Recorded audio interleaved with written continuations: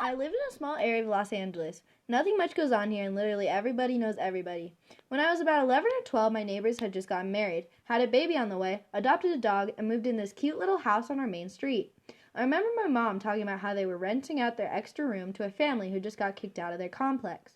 It was a husband and a wife with one newborn daughter. I didn't really see much of them after the new family moved in.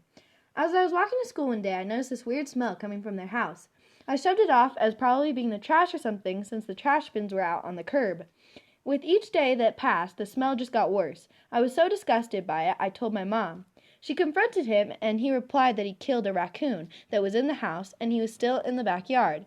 He apologized for the smell and promised to clean it up. That's when the trucks came out. He and another person were driving trucks up and down the alley behind the main street. They would stop for 5 minutes at the house, and they would leave for a while and come back. My mom was telling my dad how weird it was and how uncomfortable everyone was with the new family. My dad told me to stay inside when the neighbors were out. My parents called the police and made a report. I don't remember how long this was after we made the report, but it was a Sunday morning and my mom had just left to get coffee creamer up the street. She came in very stressed and asked my dad to come out.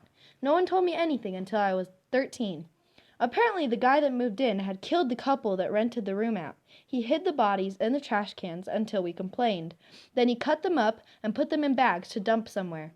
He was eventually caught on top of a Walmart a couple of weeks after the officers responded to the call. He had set the house on fire 3 times to try and rid of evidence.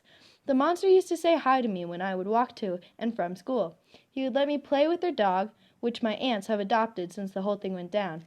So, creepy murderer, enjoy your life rotting behind bars.